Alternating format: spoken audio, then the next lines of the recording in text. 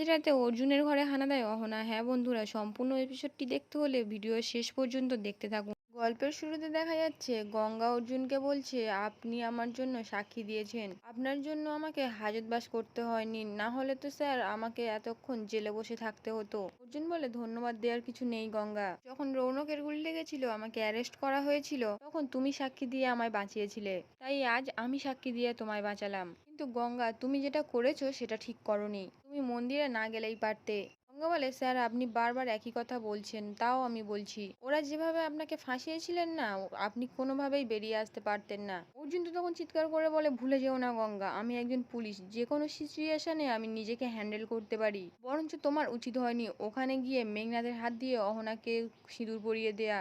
ভুল কাজ করেছো তুমি, খুবই ভুল কাজ, এটা না করলে আজ অহনার এরকম অবস্থা হতো না। গঙ্গাদা তখন বলে, আমার বরের সঙ্গে যে যাই খুশি করবে আমি সেটা মেনে নেব নাকি? একবার ফিরুক না, বাড়িতে ফিরুক, তারপরে আমি আরো ভালো করে টাইট দেবো, আপনি বারণ করলেও আমি শুনবো না। আমার বর নাকি ওর মাথায় সিঁদুর পরাবে, আবদার বললেই হলো, ভেবে চিন্তে বলে না, বললেই হলো কথা। এটা শেষ করেই তো গঙ্গা মনে মনে বলে, বেশি কথা বলে ফেললি রে গঙ্গা। অর্জুন তখন গঙ্গাকে বলছে, কি বললে গঙ্গা, তুমি আবার আমায় বর বললে? তুমি নিজেই কিন্তু বলেছিলে এই বিয়েটা কিন্তু সত্যি নয়, তুমি এই বিয়ে মানো না, যে কদিন পর তুমি নিজেই আমাকে ছেড়ে চলে যাবে, বলনি এ কথা? তাহলে যদি আজ আমি অহনার মাথায় সিঁদুর পরাই তাহলে তোমার আপত্তি হচ্ছে কেন? কি হলো গঙ্গা, চুপ করে আছো কেন, উত্তর দাও। গঙ্গা তো তখন মনে মনে বলছে, এ বাবা গঙ্গেশ্বর, স্যারের চোখে চোখ মেলাতে পারছি না কেন আমি, ধরা যেন না পড়ে যাই, যেন আমাকে কথা ঘোরাতে হবে। বলেই তো গঙ্গা অর্জুনকে বলে, না আপনি নিজের ইচ্ছায় যা খুশি করতেন, কিন্তু মিথ্যে কথা বলে জোর করে ওভাবে সিঁদুর পরতে চাইবে কেন? তাই জন্য তো গঙ্গার মাথা গরম হয়ে গেছিল। অর্জুন বলে, তুমি কথা ঘোরাচ্ছ গঙ্গা, এটা কিন্তু আমার প্রশ্নের উত্তর হলো না।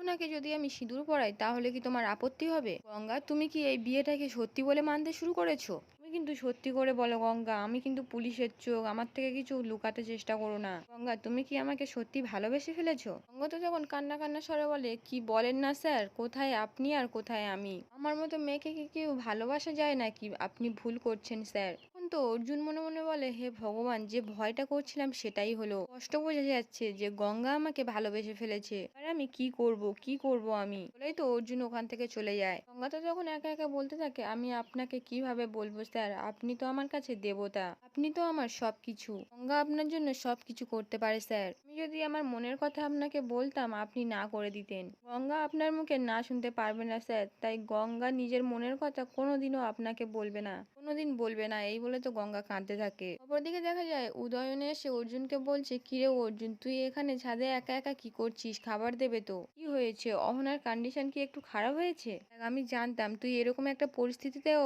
কোর্টে হাজির হবি। কেমন আছে অহনা? অর্জুন বলে, একই রকম আছে। উদয়ন বলে, তুই একটু রেস্ট নে, একটু শান্ত হও, অহনা ঠিক হয়ে যাবে। একটা কথা তুই মাথায় ভালো করে ঢুকিয়ে নে, যা হয়েছে তার জন্য কিন্তু তুই বা গঙ্গা কেউ কিন্তু দায়ী নয়, তাই জন্য বলছি তুই কিন্তু অপরাধ বোধে ভুগিস না, আর গ্যাঞ্জেসকেও ভুগতে দিস না। কোর্টে তো প্রমাণ হয়ে গেছে যে ওই সুইসাইড নোটটা বেসলেস। অর্জুন বলে, তোকে একটা কথা বলবো বর্দা ভাই। উদয়ন বলে, হ্যাঁ বল। অর্জুন বলে, তুই প্লিজ কারোর সঙ্গে এই ব্যাপারটা শেয়ার করিস না, ব্যাপারটা পার্সোনাল। অদ্ভুত একটা দোটানায় ভুগছি আমি, Ganga has fallen for me, ভালোবেসে ফেলেছে আমায়। উদয়ন বলে, দেখ স্বাভাবিক, কারণ স্বাভাবিক, বিয়ের পরে স্ত্রীরা তার স্বামীকে ভালোবেসেই ফেলে, সবাই তো আর শালমনির মতো হয় না, তাই না? যে গ্যাঞ্জিস যে তোকে ভালোবেসে ফেলেছে এটা স্বাভাবিক হওয়ারই কথা, তুই এতে আপসেট হচ্ছিস কেন? ওনার শরীর এখন ভালো নয়, কিন্তু ও তাড়াতাড়ি সুস্থ হয়ে উঠবে, তুই তো অহনার থেকে অনেকদিন আগেই দূরে সরে গেছিস, তুই আর গ্যাঞ্জেস স্বাভাবিক একটা সুস্থ জীবন শুরু কর না। দেখ, সবসময় তো বিয়েটা আর আমাদের হাতে থাকে না, মা বলে না, জন্ম মৃত্যু বিয়ে তিন বিধাতা নিয়ে, এই বিয়েটা তুই মেনে নে, গ্যাঞ্জেসকে তুই নিজের মতো তৈরি করে নে। অর্জুন বলে, অত সহজ না বর্দা ভাই, আমি তো অহনাকে ভালোবাসি, জীবন ভালোবেসে যাবো। নয়ন বলে, আমি তোকে একটা কথা বলছি, তোর হয়তো খারাপ লাগবে, তোর খারাপ সময় কিন্তু অহনা তোর থেকে ছেড়ে চলে গেছিল, কিন্তু ও এখনো বলছে যে ও তোকে ধাক্কা দিতে চেয়েছিল যাতে তুই জেদের বসে আবার পুলিশ অফিসারে ফিরে আসিস, কিন্তু আমি জানি ও সত্যি কথা বলছে না, আমি ওকে বিশ্বাস করি না। ও ভেবেছিল যে তুই আর পুলিশ ডিউটিতে কোনোদিনও ফিরবি না, তাই ও কেটে পড়েছিল। বউ শালমনি আর ওই অহনা একই ধরনের স্বভাব, একই ধরনের মানুষ, যেটা ছাড়া আর কিচ্ছু বোঝে না, কিন্তু জ্ঞান এমন মেয়ে নয়। অর্জুন বলে, আমি জানি বর্দা ভাই, আমি এটাও জানি যে আমার খারাপ সময় হয়তো অহনা আমার পাশে থাকবে না, কিন্তু ভালোবেসেছি তো, ভালো মন্দ সবকিছু নিয়েই ভালোবেসেছি। তাছাড়া আমি মাকে একটা কথা দিয়েছিলাম মায়ের মৃত্যুর আগে। উদয়ন বলে, কিন্তু তখন তো তুই খুব ছোট, কথা দিয়েছিলি? অর্জুন বলে, মা আমাকে একটা চিঠি দিয়েছিল, চিঠিতে লেখা ছিল যাকে ভালোবাসবে তাকে সবটা দিয়েই ভালোবাসবে, সে যতই দোষ করুক না কেন, সে যেন না কোনোদিন তোমার ভালোবাসা থেকে হারায়। চিঠিতে আরো অনেক কিছুই লিখে গেছিল মা, কিন্তু এটাই আসল কথা। কিন্তু কেন লিখেছিল সেটা আমি বলতে পারবো না, মনে হয় জীবনের উপলব্ধি থেকে এটা লিখেছিল। তা কেউই জানে না। না যাই করুক না কেন আমি ওকে ছেড়ে যেতে পারবো না, কিন্তু ও হয়তো পারবে, কারণ আমি আমার মাকে কথা দিয়েছি। আর সবকিছু ভুলে গঙ্গাকে ভালোবাসা আমার পক্ষে সম্ভব নয়। হয়তো আমারই দোষ, আমি ওর দায়িত্ব নিতে গিয়ে এমন কিছু করে ফেলেছি। ও ভেবেছে যে আমাকে ভালোবাসা যায়, এতে তো গঙ্গারই সমস্যা বাড়বে, তাই না? জয়ন বলে, হ্যাঁ রে, তুই এত বছর ধরে মনের মধ্যে এত বড় একটা সিক্রেট লুকিয়ে রেখেছিলি। অর্জুন বলে, আমি একটু ঘুরে আসছি, আমার খুব রেস্টলেস লাগছে বলেই ওখান থেকে চলে যায়। ঠিক তখনই মেঘনাদ উদয়নকে ফোন করে, আর উদয়ন বলছে, হ্যাঁ এক্ষুনি তো অর্জুন ছিল, এই সবে বেরিয়ে গেল, হয়তো ওর ফোনটা সাইলেন্ট হয়ে গেছে তাই ধরতে পারছে না, তুই একবার ফোন করে দেখ, ঠিক ধরবে। এরপর বেশ কিছুক্ষণ সময় কেটে যায়। এরপর অর্জুন তো গাড়ি নিয়ে বেরিয়ে ড্রাইভিং করতে করতে হঠাৎ অহনাকে গাড়ির সামনে দেখতে পেয়ে গাড়িটা কন্ট্রোল হারায়। তারপর গাড়িটা দাঁড় করিয়ে বার হয়ে চারিদিকে খুঁজতে থাকে অহনাকে। এদিকে তো গঙ্গাও অটোতে করে যাচ্ছিল, হঠাৎ অর্জুনকে দেখতে পেয়ে গাড়ি থেকে নেমে বলে, "এ কিভাবে দাঁড়ালেন স্যার?" বলেই তো অর্জুনের গায়ে গিয়ে হাত দেয়, বলে, স্যার? অর্জুন তখন অহনা বলে চিৎকার করে ওঠে। অর্জুন তখন বলে, তুমি এখন কি করছো গঙ্গা? গঙ্গা বলে, আমি তো গঙ্গেশ্বরের মন্দিরে যাচ্ছিলাম স্যার, আপনি ওভাবে গাড়িটা দাঁড় করিয়ে দিলেন, কিছু হয়েছে? অর্জুন বলে, এক্ষুনি রাস্তার মাঝে আমি অহনাকে দেখলাম। এদিকে তো তখন গাছের আড়াল থেকে মেঘনাদ আর অহনা বলছে, এখানে আবার গঙ্গা এলো কেন? অহনা বলছে, আসুক না আসুক, কখনো ভাবতেই পারে না যে আমি হসপিটাল থেকে এসে এখানে অর্জুনের সামনে দেখা দিচ্ছি। অর্জুনের মনের মধ্যে যে অপরাধ বোধটা আমি জাগাতে চাইছি সেটা শুধু আমি জানি আর তুমি। এদিকে তো অর্জুন গঙ্গাকে বলছে, কিভাবে যে আমার গাড়ির সামনে চলে এলো আমি বুঝতে পারছি না।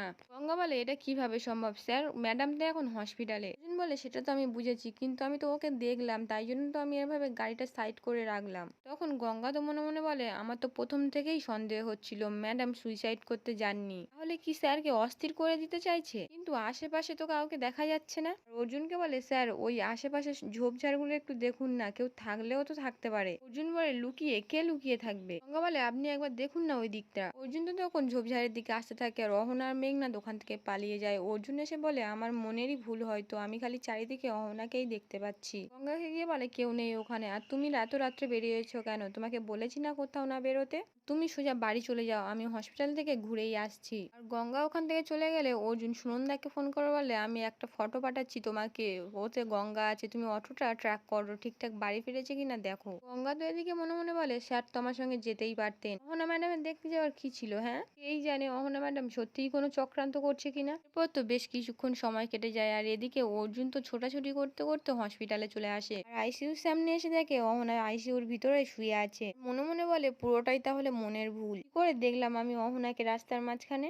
অর্জুন তো কেবিনের ভিতরে চলে আসে, আর ঠিক সেই সময় ডাক্তারবাবু এসে বলে, অর্জুন আপনি এই সময়? অর্জুন বলে, না জাস্ট একটু দেখতে এসেছিলাম কেমন আছে। Any problem? ডাক্তার বলে, না স্যার এখনো কন্ডিশন একটু খারাপ আছে। অর্জুন বলে, ওকে থ্যাংক ইউ বলে ওখান থেকে বেরিয়ে যায়। অহনা মনে মনে বলে, অর্জুন চ্যাটার্জি তুমি এইভাবেই অহনাকে দেখতে পাবে ঠিক জায়গায় জায়গায়, তোমার অপরাধ বোধটা বাড়বে। আজকের এপিসোডটা এখানেই শেষ হয়ে যায়। আপনাদের কেমন লাগছে গঙ্গা অবশ্যই কমেন্টে জানাবে।